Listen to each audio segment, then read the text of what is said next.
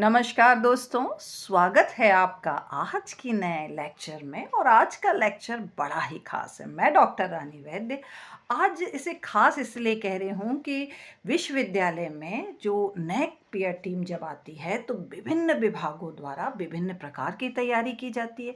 और तैयारी में एक होता है सभी विभागों को अपना प्रस्तुतिकरण देना पड़ता है प्रेजेंटेशन के माध्यम पे।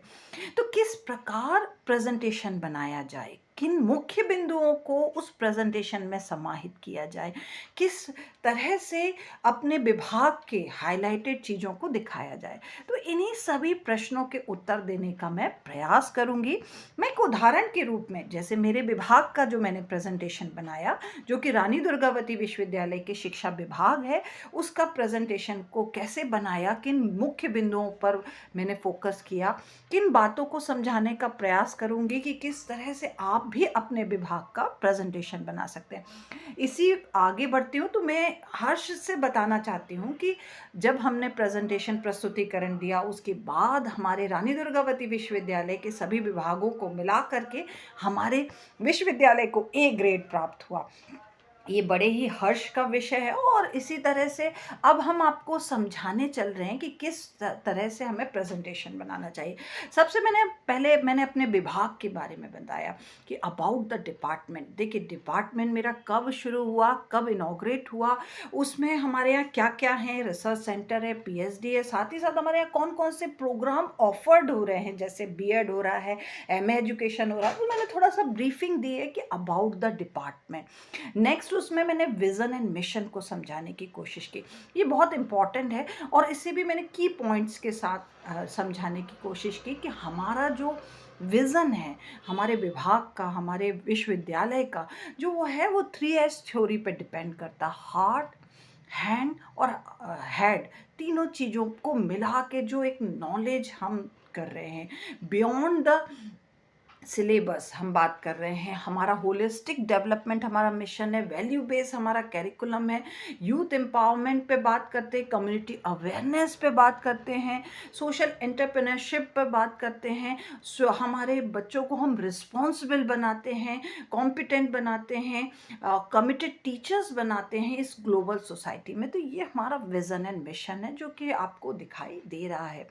इसी के बाद मैंने कुछ अपने हिस्टोरिकल माइलस्टोन्स बताए, क्योंकि बिना माइलस्टोन्स के नींव नहीं रखी जाती। तो यहाँ पे मैंने वही बात दोबारा से समझाई कि हमारा विभाग कब स्टार्ट हुआ, किसके द्वारा स्टार्ट हुआ, कितना जो हमारे यहाँ इनटेक कितना है, हमारे को अप्रूवल कब मिला, हमारे यहाँ पीएचडी प्रोग्राम कब चालू हुआ, एमए एजुकेशन प्रोग्राम कब चालू हुआ, कितने स्टूडेंट्स के साथ। तो ये मैंने ये स्लाइड में हिस्टोरिकल माइलस्टोन्स को समझाने की कोशिश की।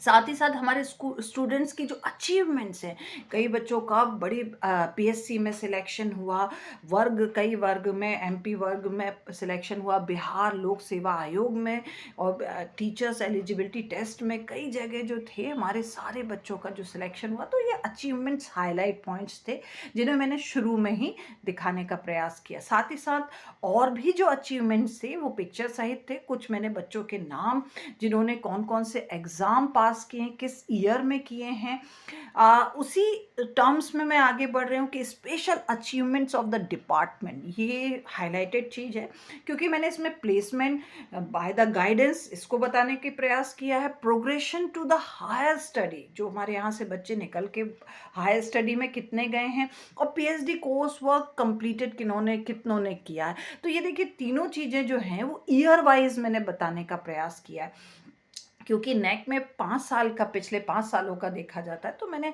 हर साल का ग्रेजुअली ये जो चीज़ें हैं वो इंडिकेट कर रहे हैं कि हमारी चीज़ें जो हैं ग्रेजुअली बढ़ रही हैं, अचीवमेंट्स हमारे बता रहे हैं, special achievement of the department. इसी में मैं आगे बढ़ूंगी कि progression of the department, same जैसे कह रही हूँ कि 2005 में डिपार्टमेंट स्टार्ट हुआ, 2007 में जो है अपना एमए एजुकेशन और पीजी कोर्सेज स्टार्ट हो गया, 2011 में हमारे यहाँ नई बिल्डिंग बनी, 2016 में सीबीसीएस सिस्टम लागू हुआ, और 2021 में जो है पीएचडी सेंटर चालू हो गया था। तो ये हमारा प्रोग्रेशन दिखाई दे रहा है।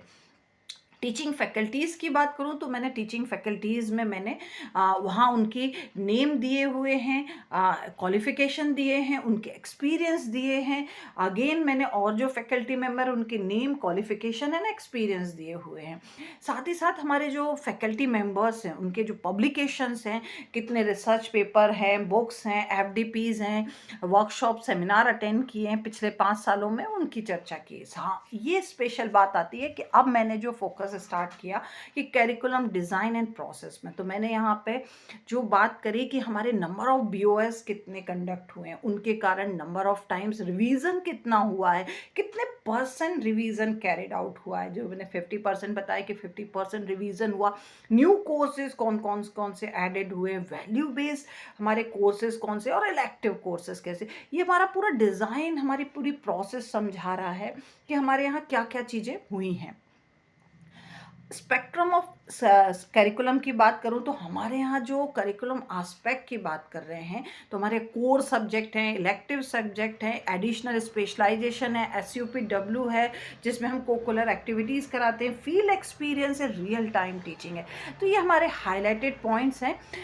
चलिए उन्हीं को समझाने का प्रयास किया मैंने कि एसयूपीडब्ल्यू है यहाँ पे सोशली यूजफुल प्रोडक्टिव वर्क, जिससे मैंने कोकुलर एक्टिविटीज़ का, तो गार्डनिंग की भी मैंने पिक्चर्स डाली है, जियोटेक फोटोग्राफ्स डालने की कोशिश की है कि कौन कौन से डेज सेलिब्रेशन हुए, कुकिंग होती है, डांसिंग क्लब है, हेरिटेज क्लब है, तो ये हमने उसके साथ जियोटेक फोटोग्राफ्स के साथ मैंने एसयूपीडब्ल्यू वर्क को समझाने की कोशिश की। पार्टिसिपेटरी लर्निंग, देखिए भाई बहुत ज़रूरी होता है कि एक कॉम्पिटिशन्स में बच्चे पार्टिसिपेट करें और इस तरह से जो उनकी लर्निंग होती है वो ज़िंदगी होती है। तो इस तरह से इस वर्ड को बहुत हाईलाइट किया जाता है कि पार्टिसिपेटरी लर्निंग, तो जिसमें मैंने poster competition, cooking competition, rangoli competition, craft competition, कई कॉम्पिटिशन जिसमें बच्चों ने मिल के पार्टिसिपेट किया है और उनकी लर्निंग इम्प्रूव हुई है, उसे मैंने दर्शाया है।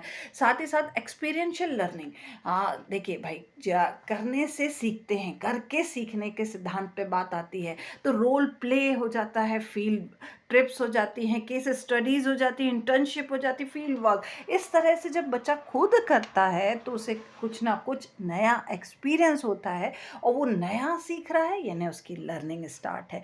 तो इसकी भी मैंने कई जियोटैग फोटोग्राफ्स और सारी चीज़ें डालने की कोशिश की और उससे समझाने की कोशिश की कि कितनी महत्वपूर्ण है ये एक्सपीरियंशियल लर्निंग। फिर रियल टाइम टीचिंग, आज बीच में कोविड का भी समय निकला है, तो कई हमने ऑनलाइन क्लासेस के किस तरह से शेड्यूल हुए थे, हाँ, किस तरह से हमने फेस टू फेस टीचिंग की है, रियल टाइम में बच्चों को ले जा करके, और साथ ही साथ प्रॉब्लम बेस्ड डिस्कशन। यहाँ पर कई तरह से हमने live classes, interactive virtual classes, pre recorded videos, lecture, ये सारा इंडिकेट कर रहा है कि हमने किस तरह से रियल टाइम टीचिंग को भी हाईलाइट रखा है हमारे विभाग में। स्पेशली जो बात कहूँ कि स्लो लर्नर के लिए हमारे विभाग में हमने क्या क्या किया कि उनके लिए काउंसलिंग की, रेमेडियल क्लासेस ली, ग्रुप स्टडी सिस्टम बनाया, इंटरनल असेसमेंट टास्क दिए, लैंग्वेज लैब लेके गए, मोटिवेशनल क्लासेस ली। ये सारी चीज़ें इसलिए की क्योंकि जो बच्चे सामान्य जनरल से थोड़े से कम होते हैं, स्लो लर्नर होते हैं, उनको हमें मुख्य धारा में लाना है, तो उनके लिए हमें कुछ एडिशनल काम करने चाहिए। ये हाईलाइटेड चीज़ होती है विभाग की। इसी तरह से एडवांस लर्नर जो होते हैं उनके लिए भी हमें कुछ बातें ध्यान में रखना चाहिए। उनके लिए हम क्या करते, कॉन्फ्रेंसेस कर रहे थे, हमने वर्कशॉप्स की, स्टूडेंट्स के लिए सेमिनार किए, स्पेशल लेक्चर्स रखे, कॉम्पिटिटिव एग्जाम के लिए कोचिंग दी, मोटिवेशनल क्लासेस दी। क्योंकि भाई वो बच्चे हाईली क्वालिफाइड हैं या हाईली इंटेलिजेंट हैं, तो उनके लिए भी हमें आगे बढ़ने के लिए कई रास्ते खोलने पड़ेंगे। तो इस तरह से कई एक्टिविटीज़ हम उनके लिए भी करते हैं। हम इसमें बताते हैं कि स्टूडेंट डाइवर्सिटी क्या है। यहाँ पर मैंने 5 साल की बात लिखी है, number of male and female students कितने हैं, कैटेगरी वाइज बता दिया, स्कॉलरशिप की बात कर दी, नेट कितने क्वालिफाइड हैं, साथ ही साथ मेंटर मेंटी रेशोज। तो इस तरह से मैंने एक ही स्लाइड में मैंने काफ़ी चीज़ें बताने की कोशिश की है, डिफरेंट चीज़ों को। अब मैं लेके चलती हूँ कि मैंने ये समझाया कि प्रोग्राम आउटकम्स क्या हैं, क्योंकि कोई प्रोग्राम जब रन हो रहा है उसके आउटकम्स ही बताते हैं कि किस तरह से वो प्रोग्राम चल रहा है। तो यहाँ पे मेरे प्रोग्राम्स आउटकम्स जो आए वो क्रिटिकल थिंकिंग ने निकल के आए, इफ़ेक्टिव कम्युनिकेशन आए, सोशल इंटरेक्शन आया, एनवायरमेंटल एंड सस्टेनेबिलिटी आया, एथिक्स की बात की, इफ़ेक्टिव सिटीजनशिप की बात की और self directed and life long learning की बात की। ये मेरे प्रोग्राम आउटकम्स थे। इसी को मैंने और थोड़ा सा समझाया ब्लूम समरी से, जिसमें मैंने ब्लूम समरीज में पीओज और पीएसओज की बात की, और जिसमें मैंने ये समझाने की कोशिश की कि मेरे जो पीओज हैं और पीएसओज जो हैं वो किस तरह से इंडिकेट कर रहे हैं हमारे ब्लूम समरी को, जिसमें ब्लूम समरी में 3S थ्योरी की बात करते हुए हेड, हार्ट और हैंड तीनों की बात करते हुए हमने ये बात करी है, जिसमें मैंने पूरी चीज़ें जो है ग्राफिकल रिप्रेजेंटेशन दिया, जो कि 20-22 का था, और ये 2 साल में होता है बीएड, उसकी बात थी। इसी तरह से मैंने 21-23 का भी ब्लूम समरी दी, और समरी में नीचे कंक्लूजन भी दिया कि मेरे यहाँ पे इस समरी क्या कह रही है। तो इस तरह से ये 2 हाइलाइटेड ग्राफिकल प्रेजेंटेशन दिए। फिर मैंने स्टूडेंट सेटिस्फेक्शन सर्वे की बात की, जो मैंने ऑनलाइन किया था, कि बच्चों से ऑनलाइन सर्वे किया। इसका मैंने एक्सेल शीट भी बना के रखी थी कि पैरेलली कि ये ग्राफ कैसे बनाया है, ऑनलाइन सर्वे सेटिस्फेक्शन कैसे किया था, किस किस मोड में किया था, ये सारी चीज़ें डिस्क्राइब की। अब बात की मैंने पार्टिसिपेटरी गवर्नेंस की, तो एंटी रैगिंग कमिटीज़ है, कल्चरल कमिटीज़ है, स्कूल इंटर्नशिप की, पर्सनैलिटी डेवलपमेंट की, तो अलग अलग जो उसके मेंबर्स हैं, कमिटीज़ हैं, वो मैंने इसमें शो किया है। मैंने एक्टिविटी कैलेंडर को भी शो किया था इसमें हमारे विभाग के द्वारा, कि जिसमें हर मंथ में क्या क्या एक्टिविटीज़ होती है। ये एक्टिविटीज़ जैसे जुलाई में हम जब बच्चे आते हैं तो ओरिएंटेशन लेते हैं, अगस्त में इंडिपेंडेंस डे मनाया जाता है, सितंबर में cooking competition value based theme पे भी किया जाता है कंपटीशन, गांधी जयंती अक्टूबर में मनाई जाती है, कुछ लेक्चर हम नवंबर में कराते हैं इनोवेटिव चीज़ों पर, और दिसंबर में उनके एंड सेमेस्टर एग्ज़ाम रखे जाते हैं, जनवरी में रिपब्लिक डे सेलिब्रेशन होता है, फरवरी में कुछ पोस्टर कंपटीशन कराते हैं, मार्च में वुमेन एम्पावरमेंट पे बात करते हैं, यहाँ पर अप्रैल में कुछ सेमिनार एक्शन रिसर्च करते हैं, वर्कशॉप रखी जाती है, मई में आर्ट एंड क्राफ्ट की, और एंड सेमेस्टर एग्ज़ाम हमारे जून में होते हैं। तो ये प्रपोज्ड है, ये हर साल में हम इसी तरह की एक्टिविटीज़ के साथ एडिशनल भी करते हैं, ये तो होती ही हैं एक्टिविटीज़। जैसे अब स्पोर्ट्स एक्टिविटीज़ में मैंने दिखाया, कुछ पिक्चर्स डालें, क्रिकेट मैच खेला जा रहा है। अदर एक्टिविटीज़ जो एक्सटेंशन एक्टिविटीज़ कहलाई जाती हैं, वो भी मैंने मेंशन की है कि उनके डेट क्या है, नंबर ऑफ़ पार्टिसिपेंट्स क्या हैं, कौन कौन सी एक्टिविटीज़ विभाग के द्वारा की जाती हैं, कब कब की गई हैं। जैसे यहाँ पर क्लीनिनेस पे बात की गई, हेल्थ एंड लिटरेसी पे बात की गई, रैली निकाली गई, ऐसे राइटिंग की गई, डिबेट्स किए गए, तो ये सारा मैंने इसमें मेंशन किया। और एडिशनल एक्टिविटीज़, एक्सटेंशन एक्टिविटीज़ की बात करूँ तो यहाँ पर हमने जो मतदाता जागरूकता अभियान कराया, वर्कशॉप्स कराई, साइबर सिक्योरिटीज़ पे, योगा एंड हेल्थ पे भी वर्कशॉप कराई, जेंडर सेंसिटाइजेशन पे बात की, पेटेंट पे बात की, social camp on women empowerment पे बात की। तो ये हमारी कई एडिशनल एक्सटेंशन एक्टिविटीज़ थी, जिसमें नंबर ऑफ़ पार्टिसिपेंट, उनके हमने रजिस्टर्स तैयार किए थे, रजिस्टर्स थे जहाँ पर बच्चों ने के नाम, सिग्नेचर और उनकी ब्रोशर और उनकी डिटेलिंग, जिससे कि कोई हमने केवल ये कहा नहीं है, हमारी जो हुई थी उनके फ़ोटोग्राफ्स जो न्यूज़पेपर में छपे, सारी चीज़ों को एक सा सिस्टमैटिक हमने इसके साथ हमने तैयार करके रखा था दिखाने के लिए एक्सटेंशन एक्टिविटीज़ को। यही बात उसी को आगे मैं लेके चल रही हूँ कि media coverage of various activities, जो हमारे यहाँ विभाग में जितने मीडिया कवरेज पे हमारे यहाँ आए हैं, उसको मैंने दर्शाने की कोशिश की है। स्टूडेंट सपोर्ट फैसिलिटीज़, ये ज़रूर था कि स्टूडेंट्स को हम क्या क्या फैसिलिटीज़ दे रहे हैं सपोर्ट सिस्टम में। कंप्यूटर्स हैं, डिपार्टमेंटल लाइब्रेरी है, इंटरनेट फैसिलिटीज़ है, गर्ल्स कॉमन रूम है, separate washroom boys and girls के लिए, handles provided in the washroom for the disabled students के लिए है, यहाँ पे एयरी क्लासरूम्स है, वेंटिलेशन प्रॉपर है, सेमिनार हॉल है। तो ये हमारे यहाँ स्टूडेंट सपोर्ट फैसिलिटीज़ प्रोवाइड की गई है। इसी को मैंने दर्शाया पिक्चर्स के माध्यम में। कंप्यूटर रूम को दिखा रही हूँ, साइंस लैब को दिखा रही हूँ, साइकोलॉजी लैब को दिखा रही हूँ, कंप्यूटर लैब को दिखा रही हूँ, डिपार्टमेंटल लाइब्रेरी को भी मैंने शो किया है। साथ ही साथ कुछ जो एडिशनल कंप्यूटर वो जो टीचर्स के लेक्चर्स हैं इन यूट्यूब, उनकी भी लिंक प्रोवाइड की है, एक्सेल शीट उसमें मेंशन की है।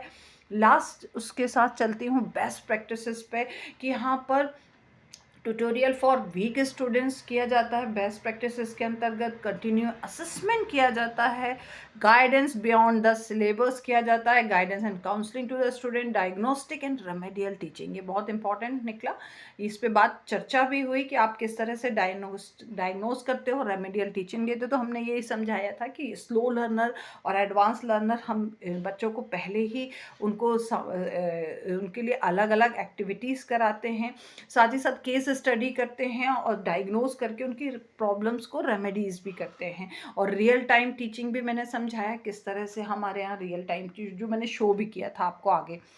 लास्ट लेके चलती हूँ कि हमारे यहाँ क्या फ्यूचर प्लान मैंने शो किया कि यहाँ पे जो है एमएड खुलने के लिए हम बात कर रहे हैं। साथ ही साथ एक्सटेंशन वर्क की बात की, जिसमें AI, environmental awareness, social services को हम एक्सटेंशन वर्क में इंक्लूड करेंगे फ्यूचर में।